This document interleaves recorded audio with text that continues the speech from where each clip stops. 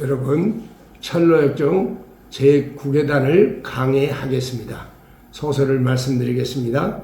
연약은 장몽성으로 되들어갔는데 여러 사람들이 그의 의지가 빈약함을 비웃었습니다. 또 다른 사람은 그의 실패를 오히려 기뻐하며 잘 돌아왔다고 환영해 주었습니다. 연약은 얼마 동안 부끄러워하고 조용히 있더니 시간이 경과하자 기독교와 교회를 격렬히 비난하고 다녔습니다. 믿다가 낙심하여 세상으로 돌아가면 그 사람은 어떻게 됩니까? 죄 해결은 인생들의 가장 중요한 과제입니다. 모든 불행의 기초는 바로 죄에서 연유합니다. 반대로 죄 해결은 모든 행복의 기초가 됩니다. 그러나 사람들은 죄 해결에는 관심이 없고 오직 세상 복을 받는 일에만 관심이 있습니다. 죄 문제 해결 없는 받은 모든 복은 실상은 복이 아니고 이후에 올 불행의 시초가 되는 것입니다. 세상 사람들은 연약이 돌아온 것을 환영하였습니다. 그는 불신앙인들의 동지가 되었고 술 취하고 방탕한 사람들로부터 도박하는 사람들로부터 부정을 저지르는 사람들로부터 각양 취미 활동에 마음 빼앗긴 사람들로부터 부도덕을 행하는 사람들로부터 대환영을 받았던 것입니다. 한 영혼이 구원을 받으면 천국에서 잔치를 하고 한 영혼이 타락하면 사단이 잔치를 합니다. 주님을 떠나는 것은 곧 불행의 시작이고 동시에 사단에게 속하는 것이라는 것을 알아야 합니다. 교회를 떠난 사람이 교회와 교인들을 비방하고 진리를 해방하는 경우가 많습니다. 왜냐하면 자신이 신앙생활 도중에 하차에 대하여 정당성을 확보해야 하기 때문입니다. 그들은 잠시 교회를 출석하여 얻은 신앙 지식이나 교회 정보를 가지고 신자들을 비방하고 교회의 공격에 나섭니다. 우리는 여러 인터넷 통신 매체에서 기독교 안티들의 지독스러운 기독교 반대 활동을 보게 됩니다. 나는 그들이 교회에 다녀본 경험이 없다고 생각하지 않습니다. 아마 그들은 교회에 나와서 여러 모양으로 시험을 당했을 것이고 그러한 시험들을 이겨내지 못했을 것으로 생각됩니다. 그들은 교회에 대하여 신앙 내용에 대하여 마치 모든 것을 다 아는 것처럼 떠들어댑니다.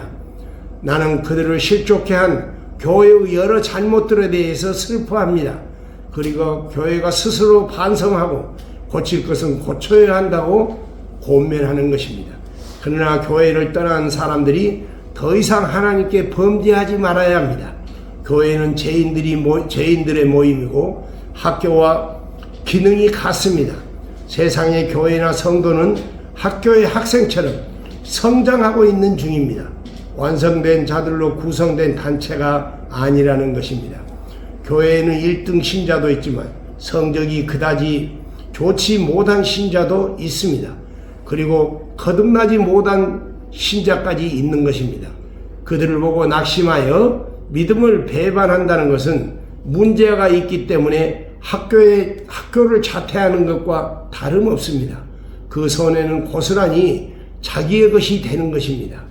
교회에 대한 비난은 하나님을 대적하는 것이고 그리스도의 몸을 해치는 행위로 자신의 영혼에 큰 해가 됨을 알아야 합니다. 예수님께서 믿다가 타락한 자의 마음 상태에 대해서 말씀하셨습니다. 더러운 귀신이 사람에게 나갔을 때에 물 없는 곳으로 다니며 쉬기를 구하되 얻지 못하고 이에 가로되 내가 나온 내 집으로 돌아가리라 하고 와보니 그 집이 비고 소재되고 수리되었거늘 이에 가서 저보다 더 악한 귀신 7을 데리고 들어가서 거하니 그 사람의 나중 형편이 전보다 더욱 심하게 되느니라라고 마태복음 12장 43절로 45절에 말씀하고 있습니다. 베드로 사도는 다음과 같이 표현하고 있습니다. 만일 저희가 우리 주 되신 구주 예수 그리스도를 알므로 세상의 더러움을 피한 후에 다시 그 중에 얽매이고 지면은 그 나중 형편이 처음보다 심하리니 의의 도를 안 후에 받은 거룩한 명령을 저버리는 것보다 알지 못하는 것이 도리어 저희에게 나으니라.